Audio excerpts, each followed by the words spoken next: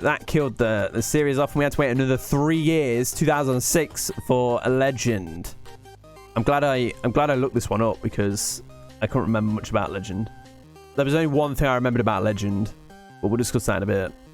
The gameplay of this one completely changed. It got rid of its slow, methodical, like, exploring-ish. I know these are kind of linear levels. These are kind of linear levels. These are dog shit levels. More of a, like, action adventure orientation to it. But the odd thing is it slows the platforming down. And I don't know why it felt the need to slow the platforming down when it's trying to rush you through the game at quite a pace. It added the stupid, if you try and jump a gap too quickly, you have to push a button to Lara to, like, re-grab onto it, which is in these new 3, which it's weird when it slows the game down when they're trying to go for a faster pace. It's a weird one. Lara has a PDA in this one, so she can get objectives and, like, location information and more, like, info about where she is and that, which would have been good in Tomb Raider 4, but no, they didn't add it. Lara's main feature in this one is a grapple hook, so she can swing. It's probably the most linear of all the games, and quick time events are introduced in this game. My favorites. Puzzles in this game are all physics puzzles, so it's push this block onto this switch because they don't want to slow the game down. They don't want to be like, oh, you need to go over here to pull this lever, to backtrack, to go through this door. They sped the game right up. It's more casual friendly compared to these. They ignore this one. These ones. This is kind of like a standout on its own. I actually enjoyed the pacing of this one, to be honest, but it's just me. Enemies in this one, it's more people with guns. This is a great note on my notes. It's starting to become more like an evil company. It's sending henchmen to steal artifacts or stop Lara.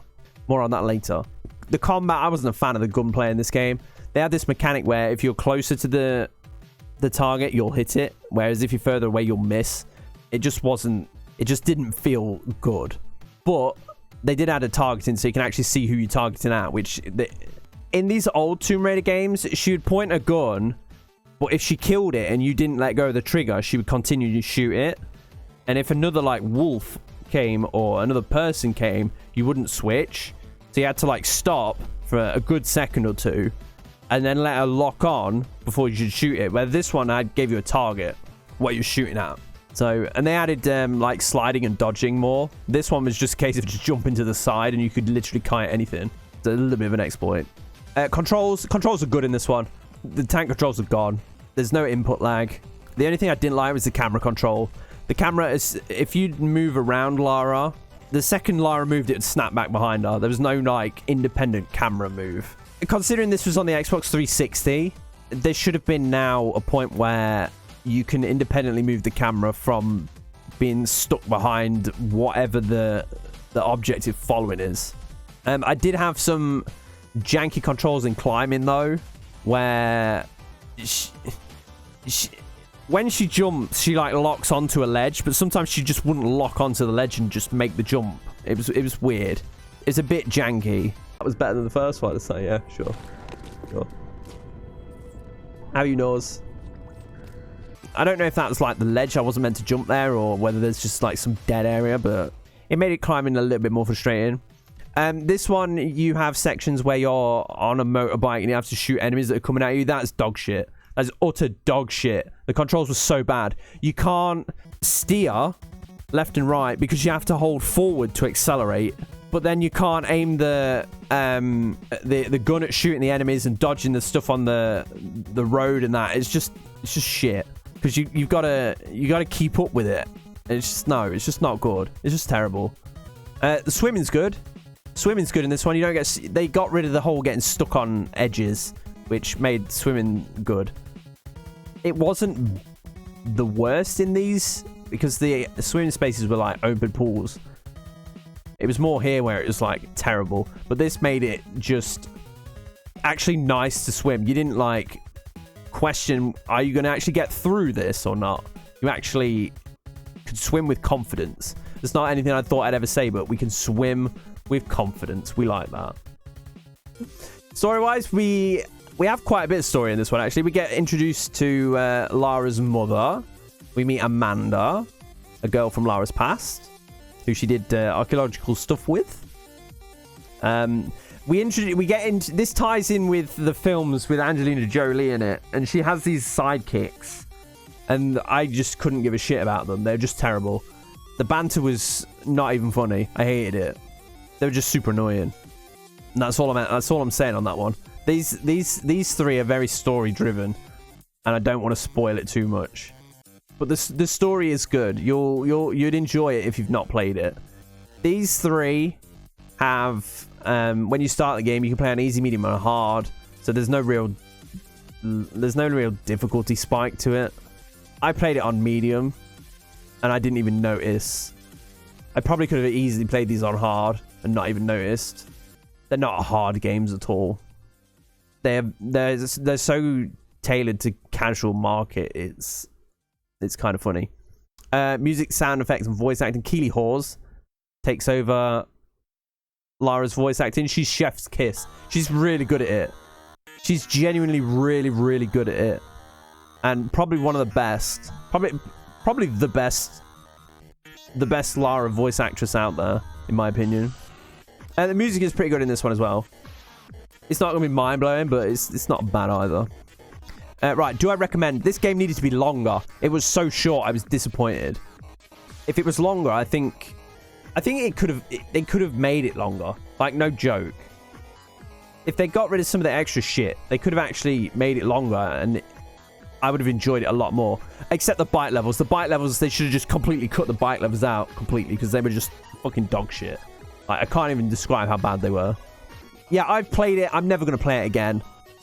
I'm never going to play it again, just because it didn't leave a real big impression on me. It's not this level of dog shit, but it's about here. I know that's controversial because of, Legend, the same rank as Angel of Darkness. Angel of Darkness is actually slightly better, in my opinion. If this game had been longer, it would have been a B, but it ain't. So it's going in C. But if you only played Underworld and don't remember the story, funny enough, I didn't remember the story either from Underworld. That's why when I was thinking about this game, I was like, I should probably look into this because I remember nothing from it. Right, 2007, so another year after. These two were in development at the same time. So that's why they're the same. Oh, that's why they came out a year after each other. Gameplay, it's almost identical to Tomb Raider. I thought it was a carbon copy remake, but it's not. They changed some bits that were awkward in Tomb Raider. They changed it to make it a little bit more approachable, and they made it fit a lot better in terms of the tombs and stuff. But they added more QuickTime events to it. That's what let this one down as well, the QuickTime events. How many times have you played a game and a cutscene's been ruined by QuickTime events? I hate them. The puzzles are more creative than Tomb Raider was. The enemies are basically the same. People with guns, animals. This game, combat-wise, introduced Adrenaline Shot, where if you dodge it at the right time, you instantly head tap and kill it. It's like, I didn't really use it that much. It's there if you're good at dodging and stuff. I'm not saying I'm not good at dodging. I just didn't feel the need to use it. I played Tomb Raider a specific way. That's this one in a nutshell, Kaz. It's just like, it's alright. It's alright. If you were to play... I feel like kids, if they wanted to play a Tomb Raider game, they would probably go about as far back as this, but they wouldn't go to the originals. QuickTime, yeah, they do need to not exist. I agree with you on that one. Wholeheartedly agree on that, but you wait until we discuss these ones. You wait until we discuss this fucker. Controls the same as Legend, pretty much. It's pretty much Tomb Raider with Legend engine, basically. And they changed the story in little minor ways to make it fit more into Legend. And like I said, the Angelina Jolie films. Again, difficulty spike, you won't notice anything. It's got the easy, medium, and hard at the beginning. Graphically, it's interesting. if you're playing on PC, you're better off modding it to make it look slightly better, because some areas look dull. It's almost like this game, except with updated graphics. It does make the original Tomb Raider just look really good. It does make it look even more unbelievable. Music, sound effects, voice acting, pretty much the same as Legend. Like, it's not gonna blow you away, but it's pretty good. Keely Hawes again as Lara. Chef's kiss. So an A/B tier. Do I recommend it? If you wanted to play the OG Tomb Raider, but don't have the ways of playing it, then Anniversary will do. Anniversary will definitely do. When it first came out, I hated it because it's not like the original Tomb Raider. There's no tank controls, but after playing Legend, I slipped straight into this one and it was a lot more enjoyable. I prefer the original Tomb Raider. Probably not a surprise to anybody because I'm a boomer. But this one, like I say, it's got more modern gaming aspects, which this one didn't have, particularly like saving. And it looks so good. You know how you wish there was an old game that got remade just to see what it would look like in new graphics? That is basically Tomb Raider Anniversary. It's definitely the best way to play the OG if you're not going to play the OG. Also, if you have played the OG and not played this one, I would play it just to see the changes. But because quick time events, it's a solid B. Controversial, I know, but quick time events are the worst thing in gaming, bar microtransactions. I said what I said. I'm still dying on that hill that quick time events suck ass. Right, let me just shuffle these up. We're getting to the business end now. I could actually put them here. Right, Underworld, 2008, another year after these came out, within 3 years, which sketchy. It didn't really work for these, just saying. Plays pretty much the same as Legend, except this one lets you shoot underwater. The PDA has a map in this one, which could have been used in Last Revelation, but we didn't, apparently. I didn't use it. I didn't feel like it needed it. Levels are a little bit more like Tomb Raider 3, a little bit more open, but not as badly designed, which is good, because we know they were terrible in that one. You could use the bike outside of the specific biking areas in this one, which it handled a bit better. I wouldn't say it was like amazing, but it was better than any of the driving had been in any of these. That's a fact. And again, more quick time events. Quick time events. The puzzles are quite good in this one. I don't want to spoil it if you've not played it, but there's an artifact that you use which helps you with puzzles. That's all I'm going to say on that one. But they are basically the same as Legend. They're like physics based. You have to put something on something or turn something or that kind of thing. I've got a note here about puzzles. It says one section has platforming, pressure plates, switches, and shape matching. The puzzles are... I enjoyed the puzzles in this one. Nothing too taxing, but again, these three are more action based as opposed to like puzzle solving like these ones. Enemies, it's a Tomb Raider game. I don't think we need to say much about what the type of enemies are, but there are some Norse mythology zombies in there just to add that little bit of what's the word? A little bit of fantasy to Tomb Raider. Combat, again, the same as these two. Pretty much the same, except in this one, apparently, I didn't know this, but apparently you can target two targets, which I don't ever remember doing that. And if I did, then my brain must have slipped into this is common occurrence. But apparently that was the thing. Controls-wise, it's basically the same as these two. Absolutely no change. But I felt Lara was a little bit smoother. And I think the camera snap had gone, where you could have, if not completely gone, removed a bit, where it was a little bit less jarring. But again, I can't remember. And that'll come, this whole like lack of memory will come in a minute on do I recommend section. But again, it had the sketchy non-grabbing platforming section, and they never fix that throughout. They never fix that throughout these three games, which is terrible. Oh, hey yo, Lara. Hey, yo, Lara. Where you get these skills from?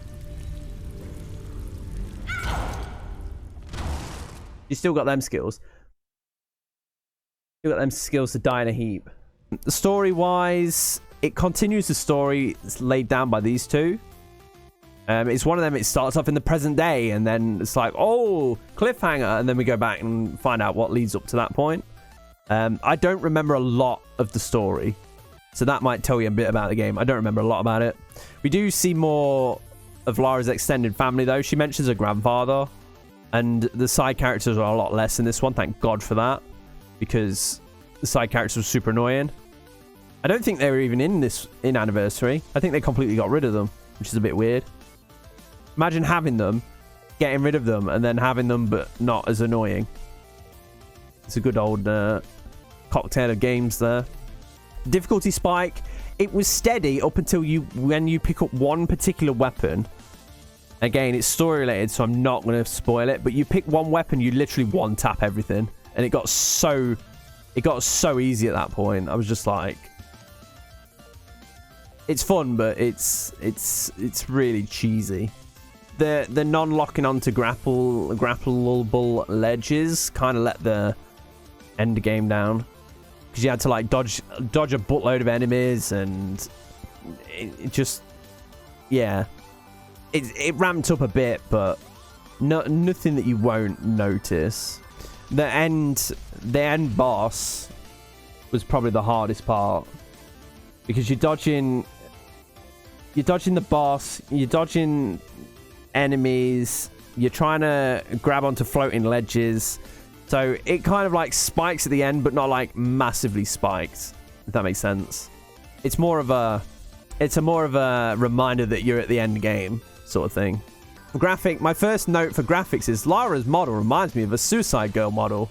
I can't even think to me who it is, but her animations are motion captured for the first time in this game, but there's moments where she like will do like a move, but it's like they're missing something, so it speeds the frame up and just makes it look a bit jerky. It's a bit weird. And especially look at her when she climbs. If she's climbing, she looks like a bit of an octopus. It's kind of funny. The environments look really good as well. All in all, up to this point in, when did I say, 2009? 2008. It's looking more and more like the adventure that you wanted in these original ones. It's finally almost getting there. It's not on these levels, but the epicness is growing, let's say. And the music, sound effects, and voice acting, I thought it was my favorite up to this point. Maybe slightly better than the music, slightly better than Angel of Darkness, but that's just me. Yeah, I don't think I got anything to add after that one. It's all just pretty good. The voice acting of the side characters as well, and the like NPCs and villains and stuff are loads better than in these ones. They actually got proper people to do it, which is good. Do I recommend it? Like I said, I had to refresh my memory on this one because I forgot everything about it. So, but when I was looking at it, I was remembering things when I looked through it. So I was like, oh yeah, I remember that now. But it took some like prying the memories out. So I thought it was an okay game. Nothing bad, nothing amazing. If you've played these three, then you need to play it just to get closure from the story. I don't think you get much just playing it on its own, with it like specifically linking into this one. Not so much this one, but definitely linking in with Legend. Play these two, you get away with it.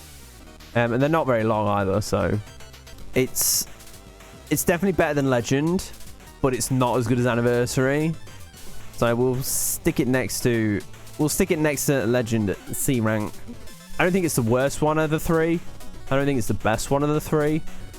If it was more memorable, then maybe it'd sit higher. I think just the lack of anything like stand out for me is the problem for both of these two. The only thing that stands out for me with this one is the fact that it was too short.